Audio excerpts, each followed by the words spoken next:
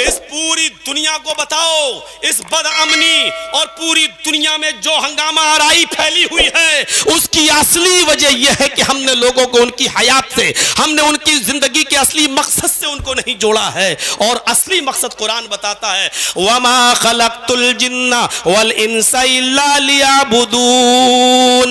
हमने जिन्नों और इंसानों को सिर्फ इस दुनिया में इसलिए पैदा किया है ताकि वो मेरी ही इबादत करें। हम लोगों को अल्लाह की इबादत से जोड़ दें, उनके असली मकसद से जोड़ दें, दुनिया में अमन ही अमन पैदा हो जाएगा, दुनिया में सुकून ही सुकून पैदा हो जाएगा। हंगामा आराई सिर्फ इसलिए हो रही है क्योंकि हमने असली मकसद से लोगों को गाफिल कर दिया है, या यूं कह लो कि लोग अपनी जिंदगी के असली मकसद से गाफिल हैं। मेरे प्यारे साथियों, असली मकसद से जोड़ने की जरूरत है। इतनी लंबी तमहीद के बाद अब आप समझे होंगे कि कुरान की इस आयत का असली मकसद क्या है। वमा खलक़तुल जिन्ना वल इंसा इल्ला लियअबुदून। कितनी छोटी सी आयत का टुकड़ा है, लेकिन अब आप समझने की कोशिश करिए कि दुनिया में ये जो फैली हुई है बदअमनी और अशांति, ये कैसे दूर होगी जब हम लोगों को उनकी जिंदगी के असल मकसद से जोड़ देंगे कि तुम पैदा क्यों हुए हो। फिर मैं कह रहा हूं, मैं ये नहीं कह रहा हूं कि आप बस नमाज़ी पढ़ते रहिए और तस्बीह घुमाते रहिए और मस्जिद के अंदर बैठे रहिए और जंगल के अंदर जाके सुभान अल्लाह की रट लगाइए। मैं ये नहीं कह रहा हूं।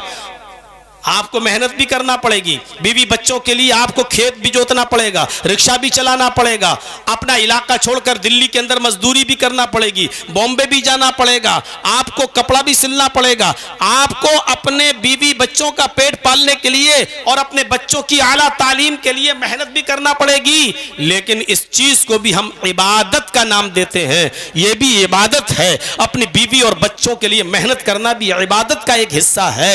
मेरे भाइयों, अल्लाह के नबी तो यहां तक फरमाते हैं कि प्यार और मोहब्बत में अगर खाने का एक लुकमा, रोटी का एक लुकमा उठाकर अगर आप अपनी बीवी के मुंह में डाल देते हैं तो यह भी सवाब है, यह भी इबादत है। इबादत का मामला बड़ा वसी है, इबादत का मयार बड़ा वसी है। इबादत सिर्फ 2 रकात पढ़ने का नाम नहीं है। इबादत सिर्फ ज़ोहर की नमाज में 4 रकात और 4 रकात में 8 सजदे कर लेने का नाम नहीं है। फजर में उठ जाने का नाम इबादत नहीं है। असर और मगरिब पढ़ लेने का नाम इबादत नहीं है। इबादत का मयार बहुत वसी है। मेरे प्यारे साथियों, हमें समझना पड़ेगा कि इबादत का असल मयार क्या है।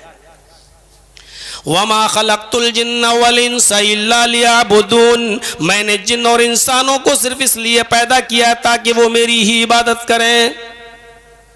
बीवी बच्चों के लिए मेहनत करना इबादत है, उनके लिए कमाना इबादत है, रिक्शा चलाना, इस मकसद के तहत कि हम अपनी बीवी और बच्चों की परवरिश करेंगे और अल्लाह का हक अदा करते रहें, तो ये भी इबादत है। मेरे भाइयों, इबादत का मफहूम बड़ा वसी है जो मैं शुरू से कहता चला रहा हूं। इस बात को समझने की कोशिश करो। ये अलग बात है कि उन इबादियात में अफजल इबादत नमाज है, ये एक अलग मामला है।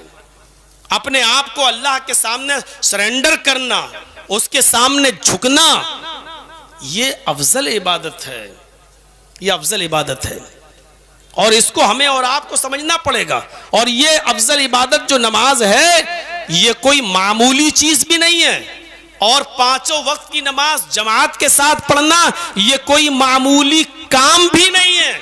इस बात को भी आप ज़हन नशीन कर लीजिए, ये कोई मामूली काम भी नहीं है। कुरान अगर आप पढ़ेंगे तो इसको बड़ा मुश्किल काम करार दिया है, बड़ा मुश्किल। व इन्नहा लकबीरतुन इल्ला अलल खाशिईन अल्लज़ीना यज़ुन्नूना अन्नहुम मुलाक़ू रब्बिहिम व अन्नहुम इलैहि राजिऊन।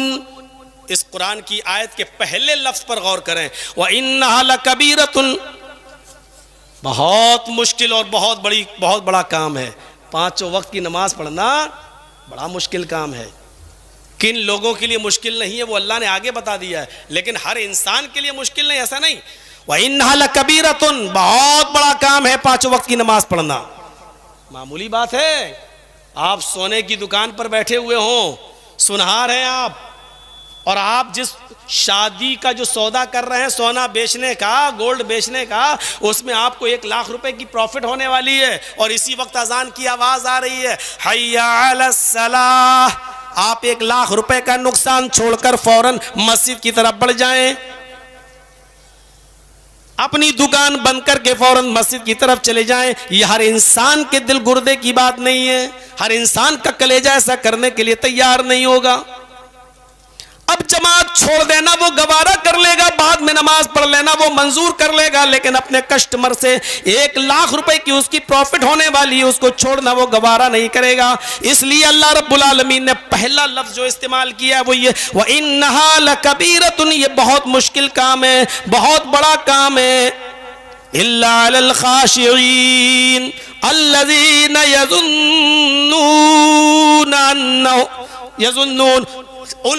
उन लोगों के लिए नहीं, उन लोगों के लिए मुश्किल नहीं है जो डरते हैं अपने रब से मुलाकात, जिनको मालूम है कि मुझे एक दिन अपने रब से मुलाकात करना है। भाई एक दिन मरना सभी को है, एक दिन इंतकाल सभी का होना है, मरना सबको है। तो जो अपने रब से मुलाकात का गालिब गुमान जिनको है कि हमें अपने रब के पास जाना है, हमें अपने रब से मिलना है, जो ये सोचे बैठे हैं उनके लिए मुश्किल नहीं है। फौरन दुकान बंद करेगा, वो नमाज पढ़ने जाएगा। वअन्नहुम इलैहि राजिऊन, और जिनको मालूम है कि हमें पलटकर उसी की तरफ जाना है, हमें पलटकर उसी की तरफ जाना है अल्लाह के पास, तो उन लोगों के लिए मुश्किल नहीं है। पता ये चला कि नमाज पढ़ना बहुत बड़ा मुश्किल काम है, लेकिन किसके लिए? जो अपने रब से मुलाकात की उम्मीद ना रखता हो उसके लिए। किसके लिए? जिसको मरने के बाद अपने रब के पास लौटने का यकीन ना हो उसके लिए। लेकिन जिसको अपने रब से मुलाकात की उम्मीद हो और जो यकीन रखता हो कि हमें मरकर अल्लाह के पास जाना है, उसके लिए 5 वक्त की नमाज पढ़ना मुश्किल काम नहीं है। कुरान की आयत ने क्लियर कर दिया है, कुरान की आयत ने क्लियर कर दिया है। हमें और आपको इस बात को समझना होगा, यह असल इबादत है। दुनिया में बदअमनी फैलने की वजह यह है कि हमने लोगों को उनके असल मकसद से गाफिल कर दिया है। वो नहीं पहचान पा रहे हैं कि हमारा असल मकसद क्या है।